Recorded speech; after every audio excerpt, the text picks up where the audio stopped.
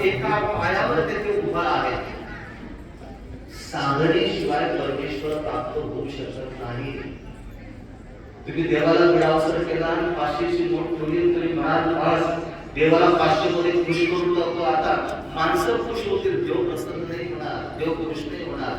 देवाला जर प्रसन्न जर करायचं जर असेल तर साधना लागते, तपश्चर्या लागते, त्याच वेळेला देव प्रसन्न होतो, अन्यथा देव प्रसन्न होत नाही.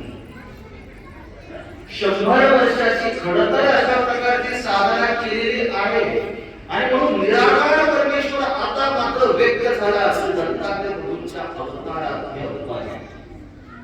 आणि त्या अवताराला सुद्धा मोह निर्माण झाला की अंत्य ऋषींना आपलं एका करण्याचे. ब्रह्मविद्येचे कांठार मंडळी असतील तर आपल्याला आपली सिद्धांत सगळे माहीतच आहे. पण एक सामाजिक अंगाने याचा विचार करत असताना मात्या विद्येची अशा प्रकारे दत्तात्रय म्हणून निवड करतात हे आम्हाला प्रत्येकाला सांगता देखील आलं पाहिजे. अनेक संदर्भ आहेत श्री दत्तात्रय प्रभूंच्या या चरित्राच्या माध्यमातून.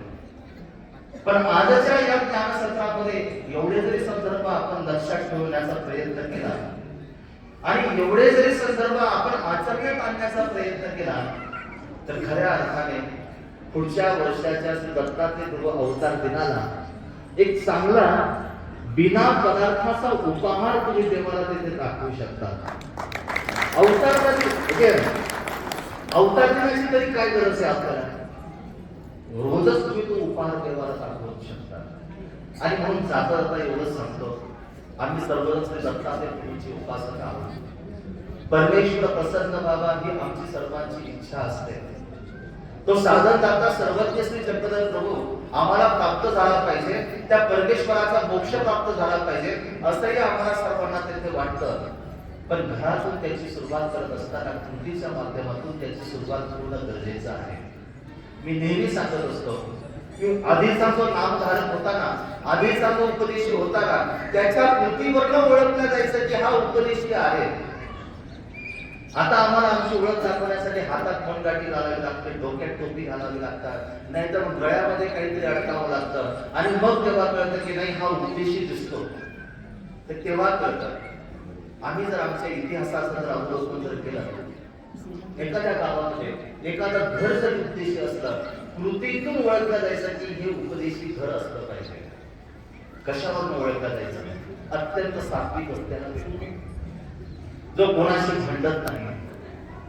एखाद्याने त्याला किती चिडवण्याचा प्रयत्न केला तरी त्याच्यावर तो अजिबात चिडून त्याचा प्रतिकार करत नाही.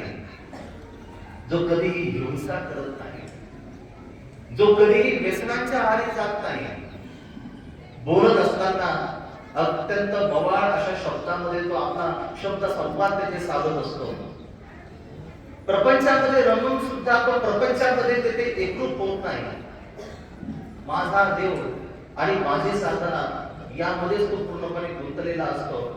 त्याला कुठल्या मनगाठीची गरज नाही, त्याला कुठल्या शिक्क्याची गरज नाही, कारण तो अंतःकरणापासून परमेश्वराचा भक्त झालेला असतो. आम्हाला त्याची गरज पडते, कारण आमचं जे आचरण आहे ते आचरण आमचं शुद्ध नाही. आणि म्हणून आजच्या वर्तमान परिस्थितीमध्ये आम्ही असं मोठ्या अभिमानाने सांगत असतो, आमच्या मानव पंथाची संख्या फार मोठी आहे. शासन दरबारी नोंद करताना किती केली म्हणजे 3 कोटी आमची काय आहे संख्या आहे. आमच्या उद्देशी वर्गाची खरं आहे. पण आता या 3 कोटी म्हणून संख्या फक्त लक्षात आली, पण आता या 3 कोटीतून जर क्वालिटी जर शोधण्याचा जर प्रयत्न केला तर किती संख्या येईल बरं? खरोखरच धर्माने सांगितलेल्या तत्वाप्रमाणे जे आपलं आदर्श जीवन जगतात असे जर नामधारक जर शोधण्याचा जर प्रयत्न केला तर संख्या किती कमी होईल. आणि म्हणून आम्हाला संख्येची गरज नाही, आम्हाला गरज आहे ती क्वालिटीची गरज आहे. आमची जी गुणवत्ता आहे ती गुणवत्ता आमची सुधारणं गरजेचं आहे. दिवसेंदिवस आम्ही ईश्वर धर्मापासून दुरावले नाही गेलो पाहिजे, तर उलट आपण ईश्वर धर्माच्या जवळ गेलो पाहिजे. ज्या वेळेला या साधनेने आपण परिपक्व होऊ तेव्हा खऱ्या अर्थाने आपण श्री दत्तात्रय प्रभूंचे भक्त होऊ शकतो. अन्यथा आपण कितीही जरी साधना केली तरी श्री दत्तात्रय प्रभूंना आपण प्राप्त करू शकत नाही. आणि म्हणून आजच्या या ज्ञान सत्राच्या मी जाता जाता एवढंच आपल्याला एक महत्वाचं चिंतन करतो, लोकांना प्रसन्न करता नाही आलं तरी चालेल. लोक तर कशाने प्रसन्न होतात. दोन्ही लोक, एकाला फक्त गरज असते मतांची, एकाला गरज असते फक्त नोटीची. दोघं एकमेकाला प्रसन्न करतात, पण ते नातं मात्र अभिष्ट नाही. ते तात्पुरतं आहे. 5 वर्ष तुम्ही जर त्याच्याकडे जर गेले तर ताट मानेने तुम्ही जाऊ शकत नाही. आम्हाला नातं जोडायचं परमेश्वराशी नातं जोडायचं. परमेश्वराशी नातं जोडत असताना परमेश्वराला द्रव्याची गरज नाही, परमेश्वराला साधनेची गरज आहे. परमेश्वर पदार्थाने जवळ नाही येणार, परमेश्वर तुमच्या वैभवाने जवळ नाही येणार. परमेश्वर जवळ येईल ती तुमच्या अंगी असलेली साधना.